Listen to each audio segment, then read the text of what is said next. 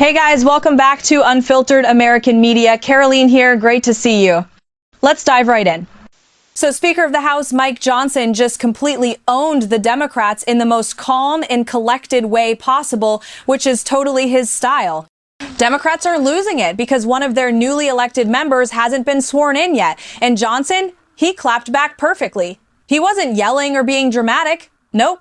He simply used Nancy Pelosi's own words against them. Because Pelosi herself set the precedent that new representatives should only get sworn in when the House is actively in session. That's been the standard with basically no exceptions, and now Democrats are throwing a fit about it. So we're breaking down what this all means today. Let's jump in. Mr. Speaker, we know Senator... I was actually pointing to her. I don't think you've asked a question before. Go ahead. Yeah. Hi, Oriana, with notice. Arizona Attorney General Chris Mays said over the weekend that she plans to file a lawsuit against you for not swearing in Alita Grijalva. Have you or your office spoken to her in the last couple of days about that, and what's your response to that? Oh, my goodness. Okay, yes. So yet another Democrat politician from Arizona is trying to get national publicity. So now it's the state AG who's going to sue me because Rep-elect Grijalva is not yet sworn in. Let me go through this again for you, and I have some updates. First of all, I'm following the Pelosi precedent. I was on some of the Sunday shows and was asked about this because this is all they have to talk about right now.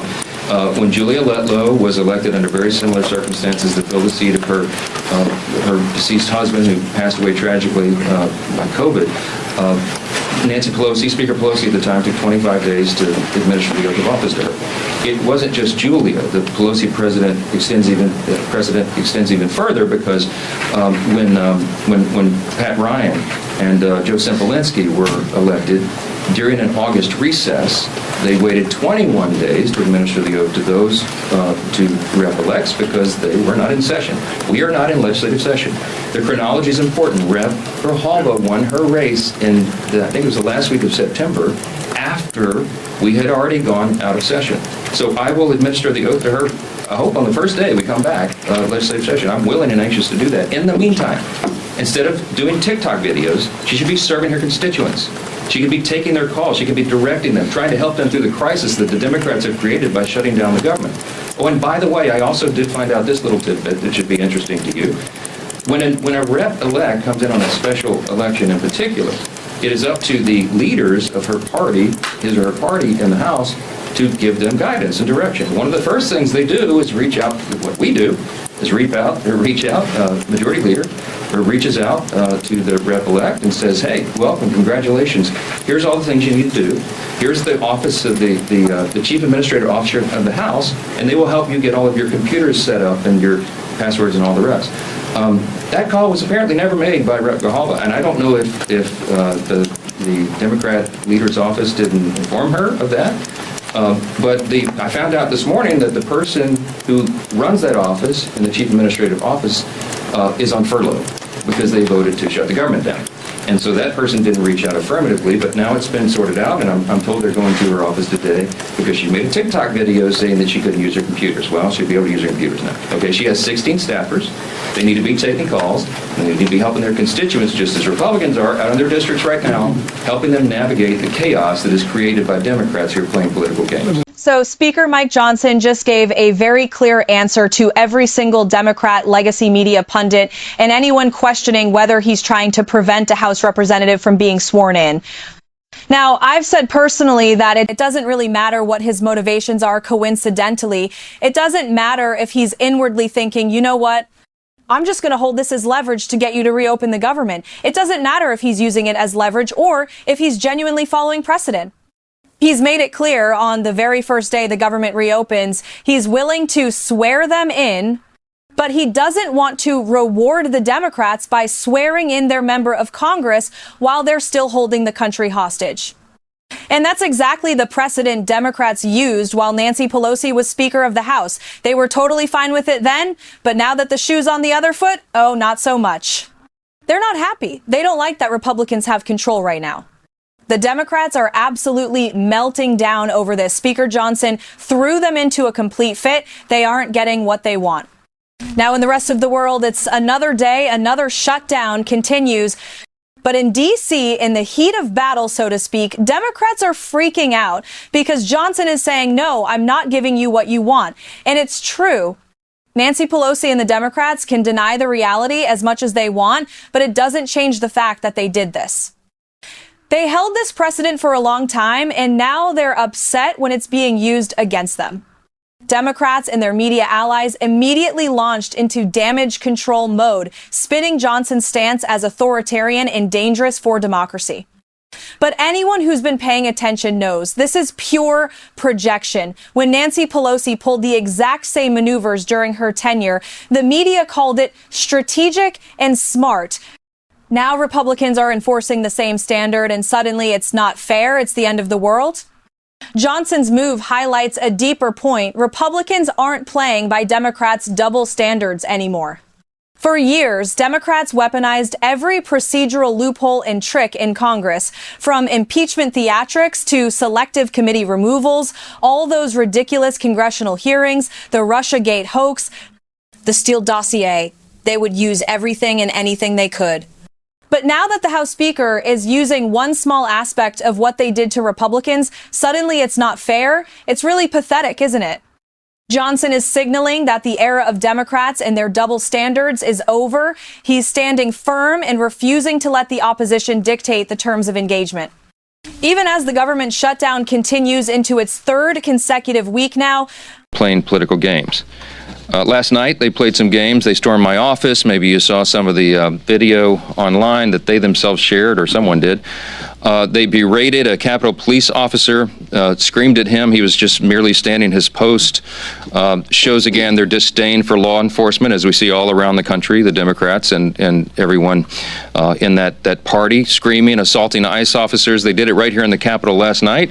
A few members of Congress went into the little foyer of my office and tore down a sign that I had up and just engaged in all sorts of political stunts and antics. They've been doing that every day now, and it shows their desperation.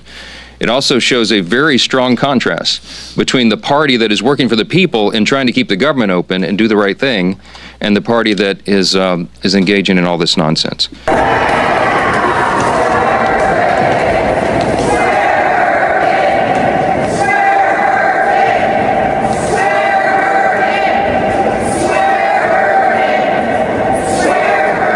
The Democrats are getting so desperate, they actually brought a furious mob right to Speaker Johnson's office. Can you believe that? They were harassing a poor security guard who was literally just doing his job, standing his post, and then tried to force their way inside. Like, what on earth? That's absolutely insane. This is what happens when they don't get their way. They throw tantrums, riot, and play victim while causing chaos. Honestly, it's exhausting. Just the other day, a bunch of pro-Hamas, pro-Palestine demonstrators, some women even came wrapped up in their scarves, decided they were going to storm the Capitol. Well, not this time. The D.C. police and security forces stepped in fast. They weren't having it. They said, nope, not today, and shut that whole thing down. I can't lie, that made me smile. It's about time the rules applied to everyone, not just conservatives. For years, the left has used pressure tactics and emotional blackmail to get what they want. And but that's changing now. People are waking up, you're waking up, I'm waking up. And let me be honest, I wasn't always this politically tuned in. Not even close. It wasn't until around 2020 that I really started paying attention, realizing just how broken and corrupt things had gotten. But since then, I've been wide awake, and I know a lot of you have too. We can't stop here. We've got to keep the pressure on our representatives, hold them accountable, and make sure we never fall back asleep again. Run for local office if you have to. Be the one making change in your own community. Become the voice that challenges the woke nonsense, socialism, and the creeping authoritarianism that's taking root. And you know what's incredible? People are braver now than ever. After the horrific killing of Charlie Kirk, may he rest in peace, I've seen so many stand up and say, enough is enough. That's courage. That's conviction. We can still have debates. We can still talk to people on the other side. That's what free speech is about, protecting it for everyone, not just the people we agree with.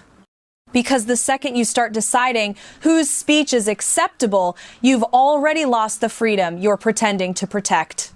Zoom out for a second, you'll notice something else happening. Republicans in Congress are finally showing a backbone. They're no longer folding under Democratic tantrums like they used to. The party's tougher now, more unapologetic, and a lot of that has to do with Trump's influence. That you hit me, I hit you back twice as hard mentality, it's working. Even the redistricting effort shows it right now. Republicans could pick up 12, maybe 19 seats in the House. That's huge. It gives the president more room to move without having to deal with career politicians or sellouts.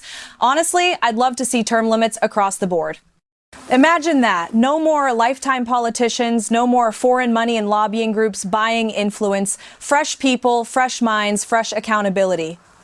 We're finally in a moment where conservatives are bolder and stronger than we've ever been. But we can't afford to back down now. The Democrats are losing their minds because we're finally fighting fire with fire. They don't understand it. Their brains can't compute that Republicans are using their own tactics right back at them. And now they're whining because Speaker Johnson is playing the game smarter than they ever expected. Well, guess what? You reap what you sow. They built this mess and now they're mad it's not working in their favor anymore. If they truly cared about reopening the government, they'd just vote and get it done. But no, they'd rather play politics and pretend to be victims while the mainstream media covers for them yet again. One day, maybe not too far from now, these same media outlets might lose all credibility completely. They've lied for too long, and people are finally done believing the noise.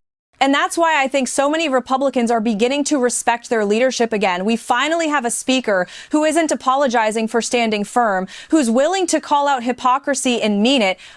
Bottom line, if Democrats want cooperation, they need to start respecting the same rules they've used against everyone else.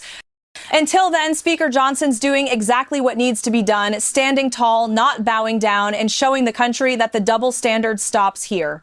That's my take. Let me know what you think in the comments. Don't forget to like, subscribe, and share your thoughts. I do read them all. Thank you so much for watching Unfiltered America Media. I'm Karoline, your host. Stay strong, stay free, and I'll see you in the next one. Take care, everyone.